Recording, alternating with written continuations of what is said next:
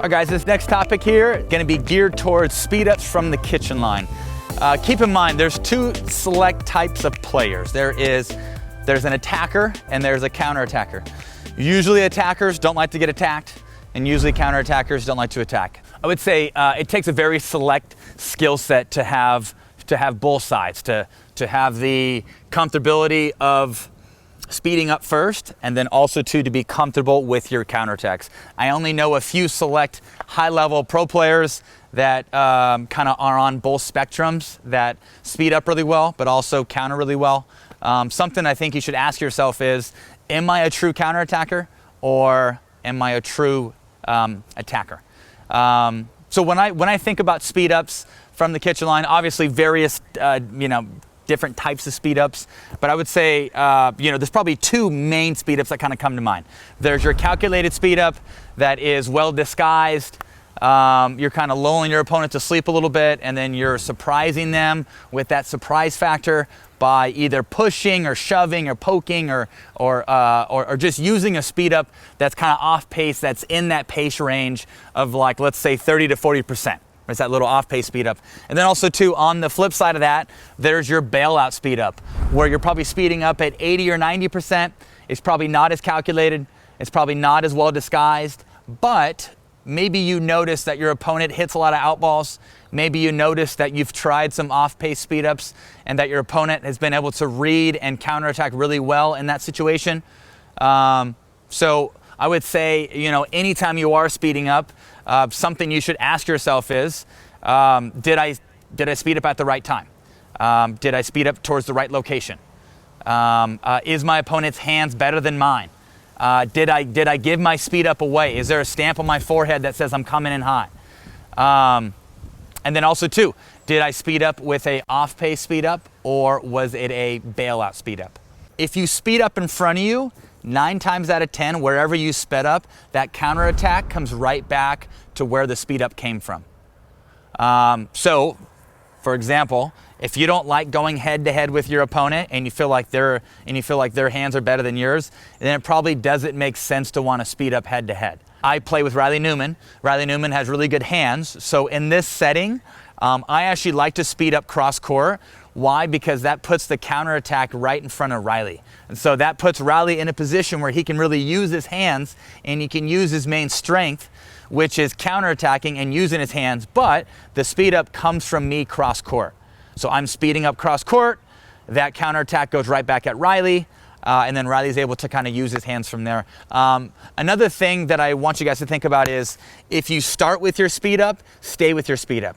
Or if you're going to start the mess, it's your job to clean the mess. If you're going to start shit, it's your job to clean shit. Another, I guess, big thing that I see, whether it's mixed doubles, men's doubles, gender doubles, if you're looking to slide over and take the middle, and if you look to speed up middle, I see a lot of people, and I've done it myself, I will speed up middle, I will pull myself back on my side of the court, just to like reposition. And when I speed up middle and when I look to reposition, the counterattack comes right back to where my speed up started. And if I left the middle because I tried to reposition, then I would be out of position for that next ball. So plain and simple, if you're going to start in the middle, stay in the middle. If you're going to start with the attack, stay with the attack. Some of the technique kind of in the parameters of speed ups would be, if you love your forehand and you want to re-counter with your forehand, it makes sense to maybe want to create some space so you can find your forehand, and then when you speed up, I would look to slide to your left. That way when you speed up, you can slide and then stay with the forehand on your re-counter. So I like to say, if you're going to start forehand, stay forehand. On the other side, if you want to start backhand, great. One thing that's nice about the backhand that you don't have with the forehand is that when you speed up on your backhand, you have more space to re-counter. Meaning, I can speed up and then I can re-counter, off of 80% of my body in this general area. Versus the forehand side, when I speed up forehand, the way that I hold my paddle in continental doesn't allow me to open this space up, so it really forces me to have to move to my non-dominant side so I can find space for that re-counter. So with that calculated speed up, make sure that we're being selective, make sure that we're speeding up at the right time, and make sure that you're only speeding up when you have your sly. You're stable in the correct location of the court and the ball is in yellow. There's nothing wrong with a step back speed up as well.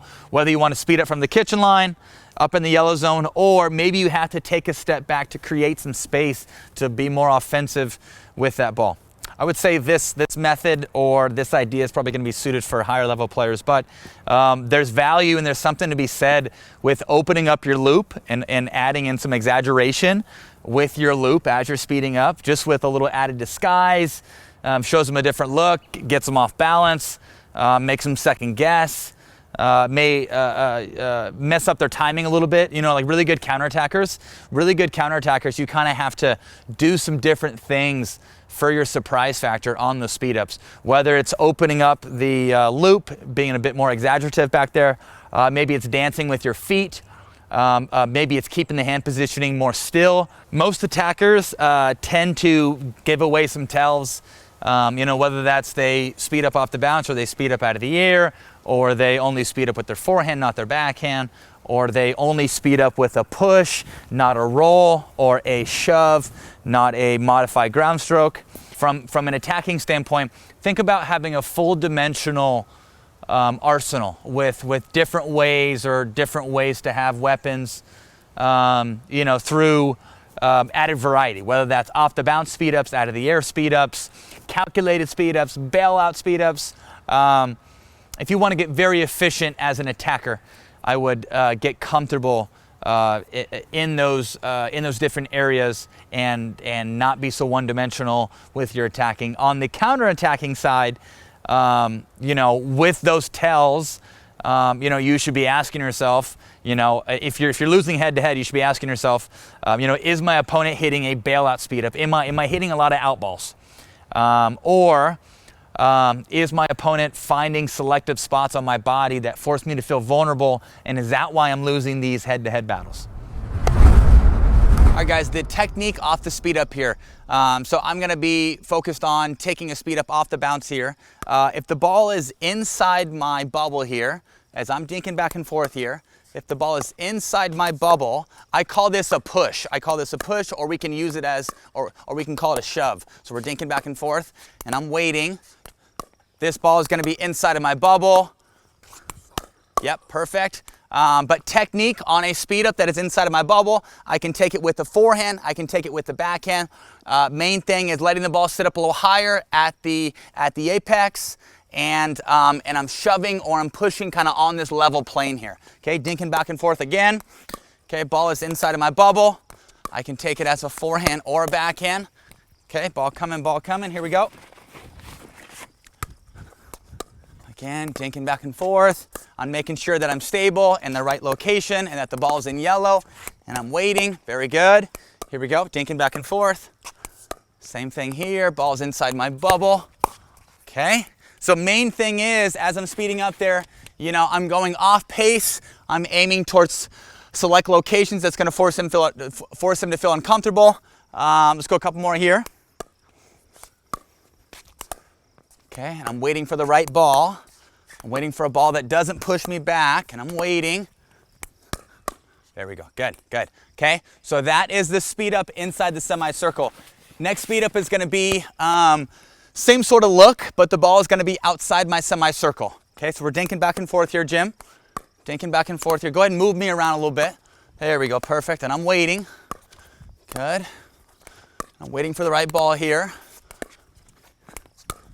Okay, very good. So if the ball is outside my semicircle, I'm almost kind of taking it like a modified ground stroke. The main focus there is that I'm keeping the ball inside of my peripheral vision. So the last thing I want to do is to be giving it away or letting my opponent know that I'm coming in hot by having a stamp on my forehead with my paddle being back here. So I'm focused on, you know, if there's a ball in my armpit, I'm focused on keeping that ball inside my armpit and keeping this nice and tucked in and making it look like a dink, and then last second, shoving it or pushing it into that selective area. Okay, so main thing is disguising, keeping it inside a peripheral and not giving it away. Okay, dinking back and forth here. Sorry. Okay, dinking back and forth. And I'm waiting. and I'm waiting, thinking back and forth. Okay, and I'm waiting, nice. Good, okay, here we go. Ball coming. Okay.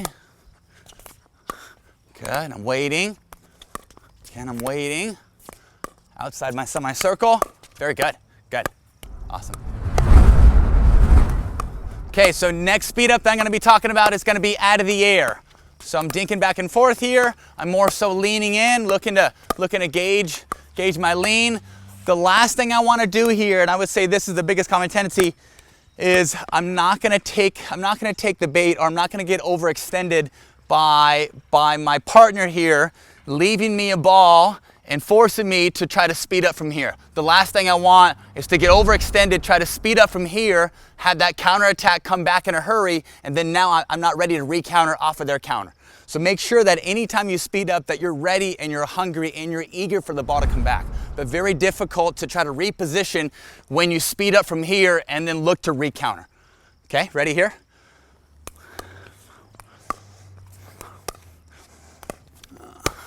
Very good, good, good, good. Dink back and forth. Very nice there, Jim. I like it. Jim was ready, baby.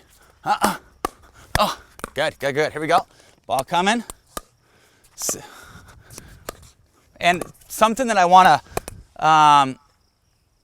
to key in on here is that if I get a ball that's high, if I get a ball in green, or let's say halfway green, halfway yellow, I'm always looking to hit down. I'm only really looking to be precise, or to, I guess, try to disguise if the ball is in yellow, or if I'm flirting down here. Okay, so keep in mind that if you're aiming a little lower, that's when you're looking to aim up a little higher, be a bit more selective. Try to show them that you're looking to dink, but you're turning it into a speed up.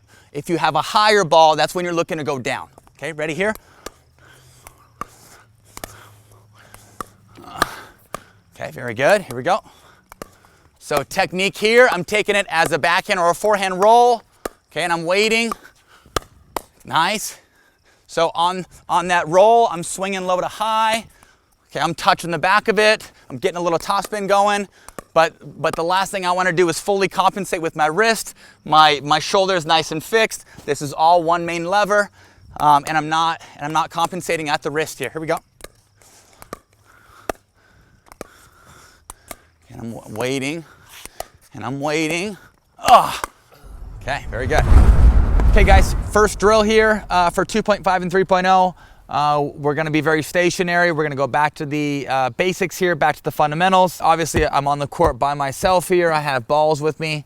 I'm going to be dropping and hitting for myself, and I'm working on different technique under the speed up umbrella from the kitchen line. Keep in mind that when you're speeding up, there's a time and there's a place. If you speed up at the wrong time, I call that premature ejaculation, or I can call that a bailout speed up.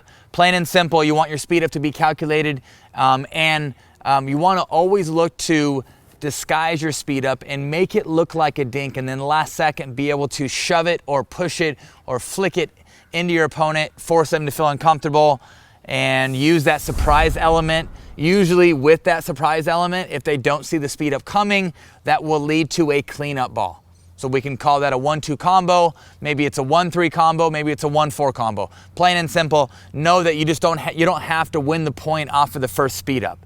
It is a start to being in control of the hand speed battle that'll put you in a position to eventually clean it up. Okay. So first speed up we're going to talk about is going to be inside of our bubble. Okay. It's going to be off the bounce, but I call it a poke or a shove attack. Okay. A poke or a shove attack. So I'm going to toss the ball up. I'm going to let it sit on the apex. And then when the ball is on the apex, I am pushing through it, or I'm poking, or I'm shoving through it. When I shove, I want it to be pretty linear. I want to be flirting with the net here on my speed up. I'm not going to be aiming up too high, but my main focus is just waiting for the ball to get on the apex and then shoving or pushing it in there. If I was standing in water, if I was standing in Lake Coeur d'Alene, matter of fact, or Lake Pend Oreille, up to my hips, I want to focus on keeping the paddle above my hips when I poke or when I shove. Okay, so it's on this level plane. Not only am I gonna work on forehands, but I'm gonna work on backhands as well. Same thing, holding. Okay, backhand, same thing. Hold and push. Okay, again, I'm letting the ball sit up on the apex. Hold and push.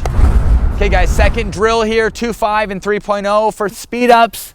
I have Coach Jim here. Coach Jim is gonna be tossing to me in a lifting kind of soft manner. He wants his toss to land in front of me. It's not gonna be pushing me back.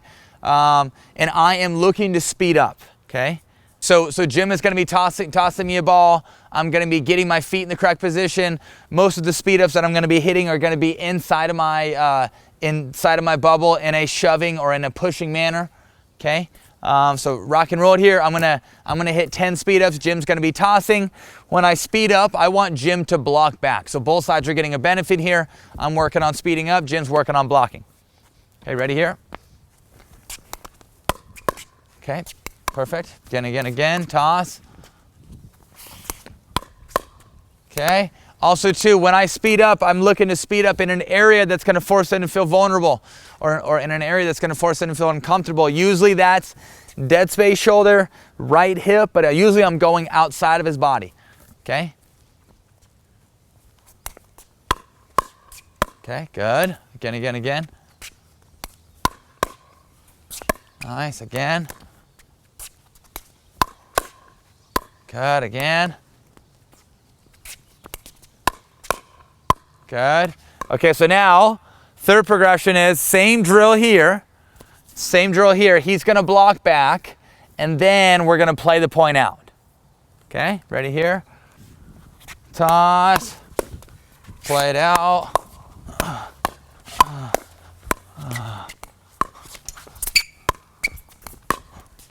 Oh yeah, look at that. Look at that, paint the line, baby. Paint the line. Okay, again, go ahead, toss. Okay, here we go. Toss. I'm waiting, apex. Nice. Again, he's gonna toss. Oh, I'm not going there this time. And then also too, this is a great drill since I have time for me not to only work on my technique, but also work on my spots. Go ahead. Toss, and toss.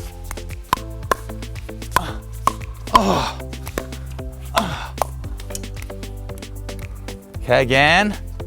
Toss, I have time.